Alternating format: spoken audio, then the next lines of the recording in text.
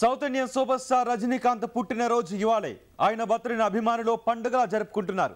తమిళనాడు వ్యాప్తంగా దేవాలయాలలో ప్రత్యేక పూజలు ప్రార్థనలు నిర్వహించారు. 14 ఏళ్ల తర్వాత తొలిసారి రజనీ తన పుట్టినరోజు నాడు ఇంటి దగ్గరే ఉన్నారు. దీంతో ఆయనకు శుభాకాంక్షలు చెప్పేందుకు చెన్నై పోయిస్ గార్డెన్లోని రజనీ నివాసం బృందావనానికి అభిమానులు పోటెత్తారు.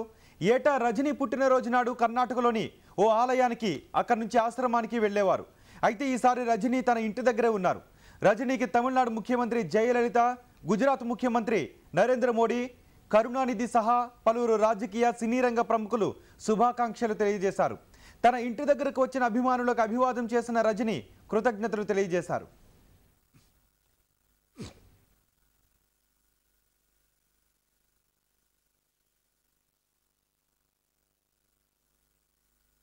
చాలా సంతోషంగా ఉంది. బెంగళూరు నుంచి ఇప్పుడే వచ్చాను, అనుకోకుండా దర్శనం ఇచ్చారు సారు. చాలా సంతృప్తిగా ఉంది. ఎలా స్పందన మాటలు అస్సలు రావడం లేదు. చాలా సంతోషంగా ఉంది. Happy birthday Thalaiva. ఎక్కడ వెళ్తే ఒకే super star. India, Andhra, Chennai ఎక్కడ వెళ్తే ఒకే సూపర్ స్టార్. మా అన్నయ్య రజనీకాంత్ ఈరోజు జన్మించిన దిన శుభాకాంక్షలు తెలుసుకుంటున్నాం.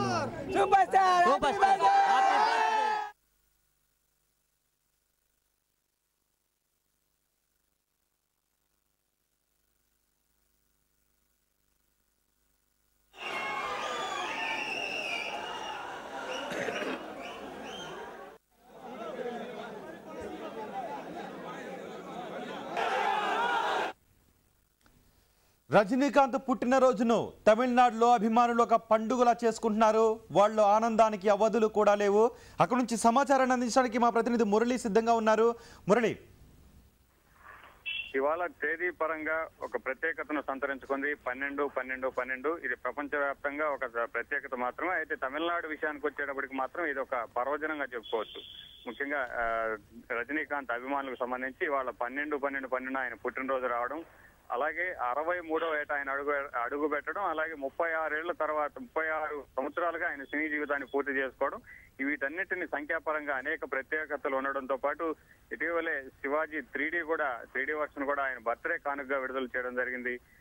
వీటన్నిటి కలయికలో ఇవాళ తమిళనాడు రాష్ట్ర వ్యాప్తంగా కూడా మొత్తం పూజా కార్యక్రమాలు కావచ్చు, యాగాలు, అన్ని కార్యక్రమాలతో కూడాను ఆర్భాటంగా ఇక్కడ తమ అభిమానులు ఈ రజనీకాంత్ వేడుకలను జరుపుకుంటున్నారు.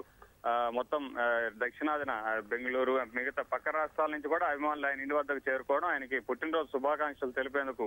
ముఖ్యంగా మరో ముఖ్యమైన విషయం ఏంటంటే ఇక్కడ 14 సంవత్సరాల తర్వాత రజనీకాంత్ చెన్నైలోనే ఉంటున్నారు.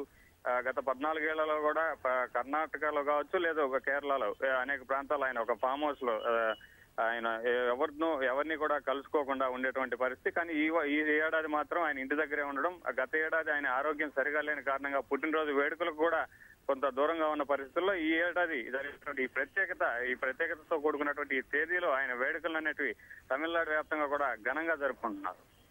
Thank you Murali.